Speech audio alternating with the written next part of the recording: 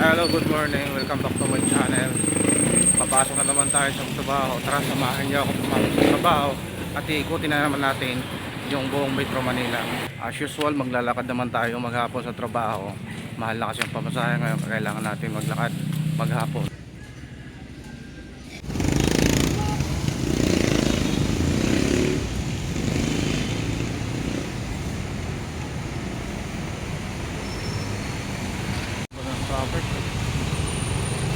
Traffic. Traffic oh.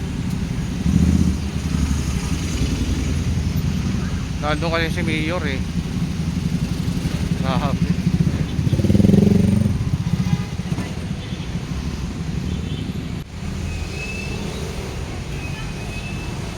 Amo oh.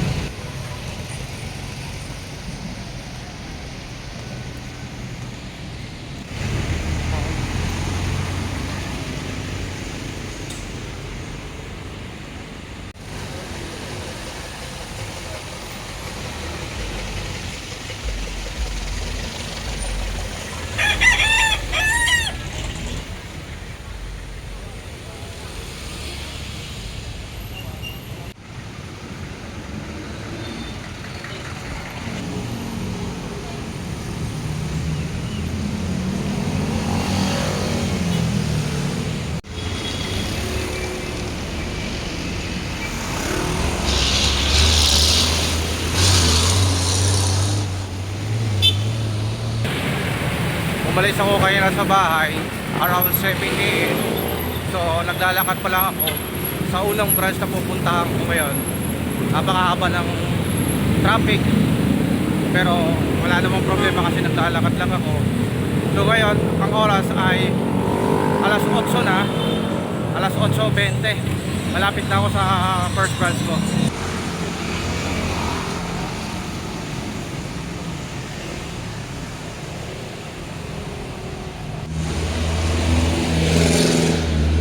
So guys, ganito ang ginagawa ko maghapon pagka pumapasok ako. Lalakad pagpasok, lalakad pag uwi.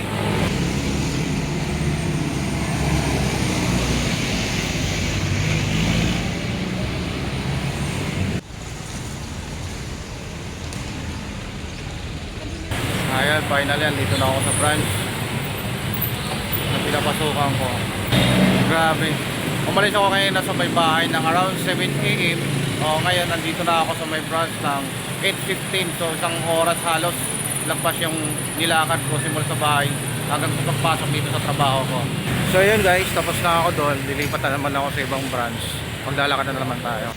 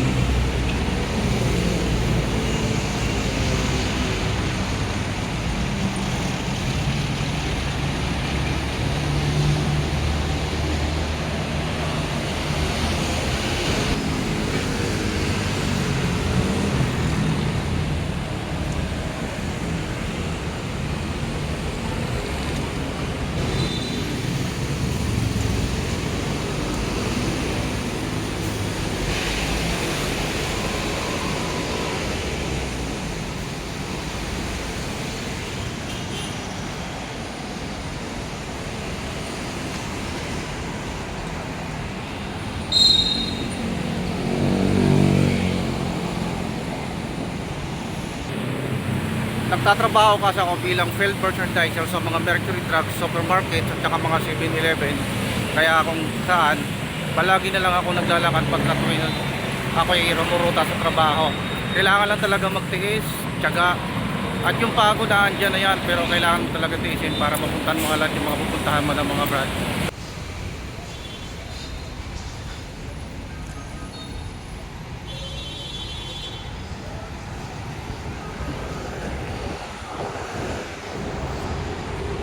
Napakahirap ng buhay rito sa Maynila.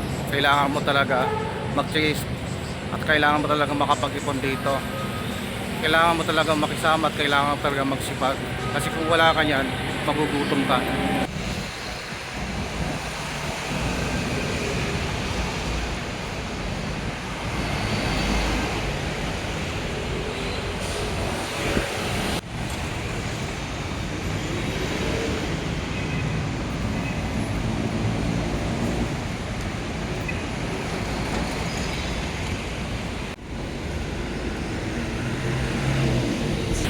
Malapit na ako sa pangatlong area outlet na pupuntahan ko na supermarket.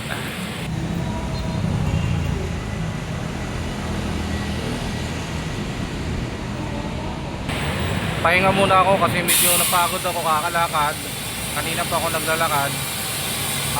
Maya maya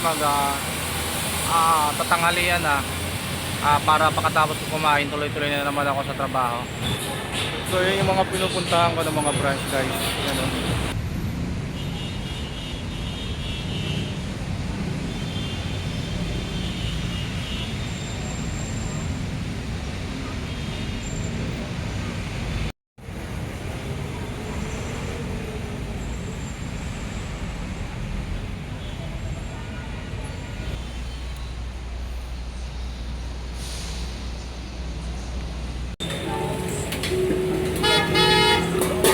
kain muna tayo.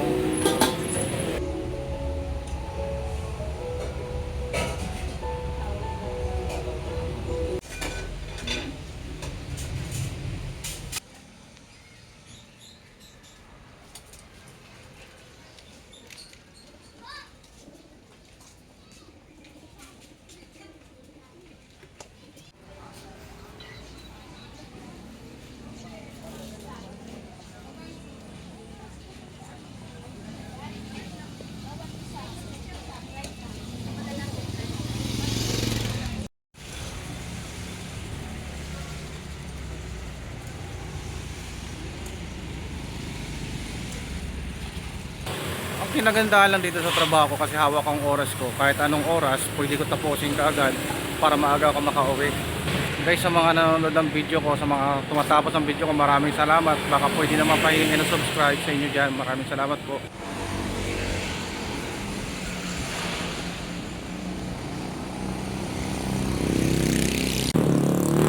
Ang hirap dito manirahan sa Manila.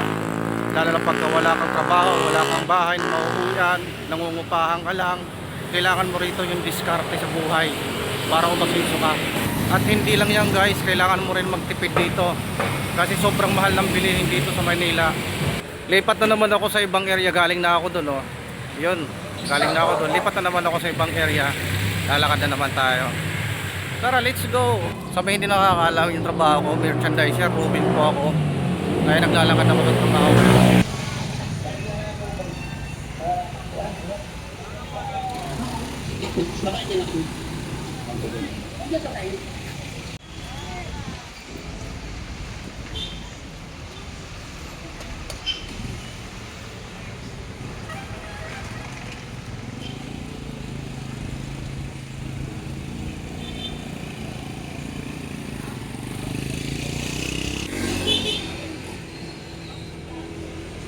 Actually nakakapagod din kasi maghapon ako naglalakad sa trabaho. Siyempre sakit yung paa, pagod buong katawan, tapos gutom, uhaw, pero kailangan tiisin.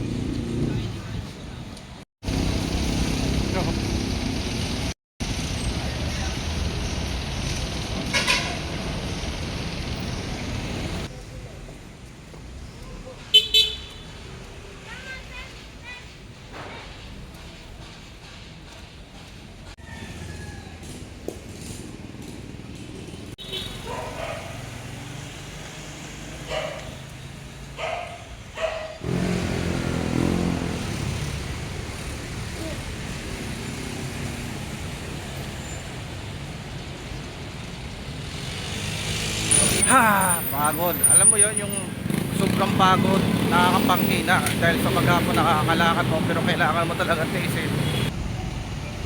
So ayun, yun ang pupuntahan ko.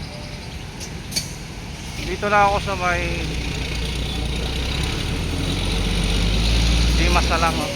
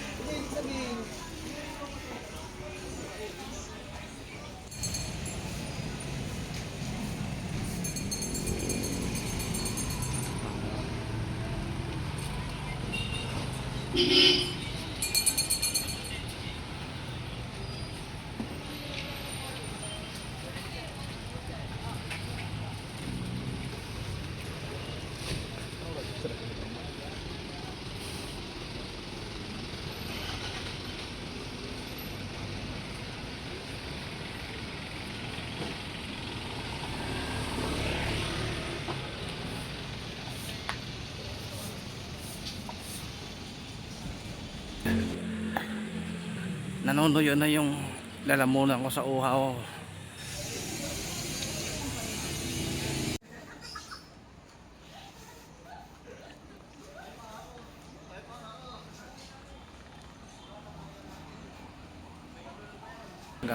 Dalawang branch na lang ang kailangan ko puntahan.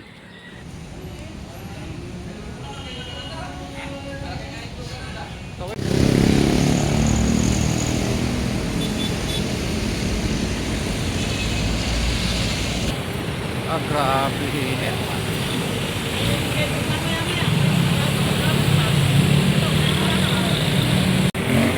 May isa na lang ako, isa na lang. Malapit na ako matatapos.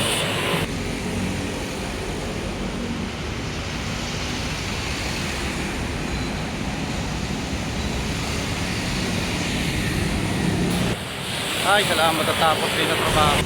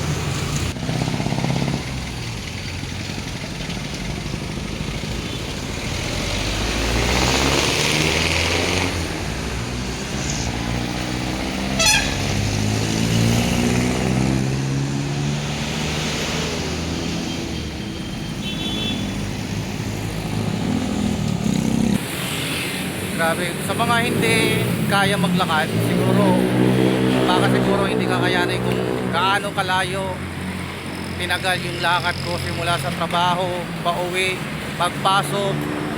Grabe. Pero kailangan talaga magtiyaga kasi depende na rin pagka naglalakad ako sa trabaho, mahirap kasi pagkasakay ng sakay, marami akong pinupuntahan. So hindi ako makakatipid yan, lalo na ngayon mahal ang pamasahe dahil sa mataas yung presyo ng gasolina ngayon. Kaya lakad na lang talaga ang solusyon para makatipid.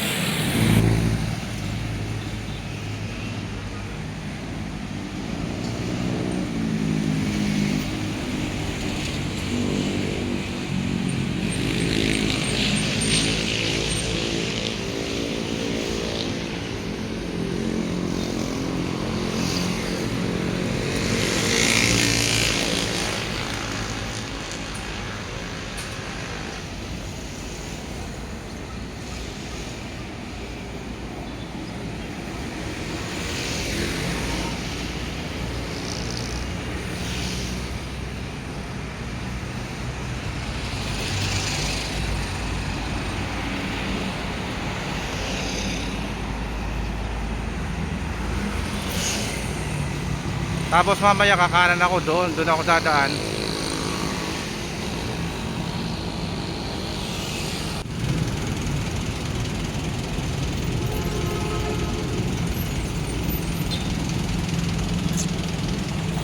Didiretsuhin ko yan. Traffic lang oh.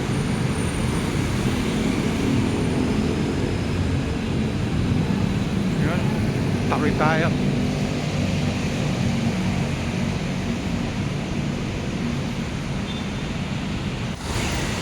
Kailangan lang talaga maingat ka sa pagtatawid pag ganito yung klaseng trabaho kasi napakadelikado talaga, lalo at mabibilis ang mga takbo ng mga sasakyan.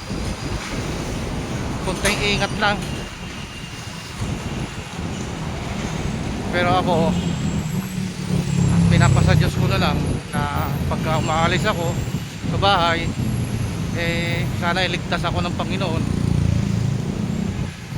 pagka pumapasok ako sa trabaho. Siyempre po hindi natin alam, pero panalig pa rin tayo sa Panginoon para iligtas na tayo sa araw-araw nating gawain sa buhay. Sakit na mga ano ko dito, mga paa ko. Dumaan ako kanina sa may kantin, nakainom ako ng isang basong tubig.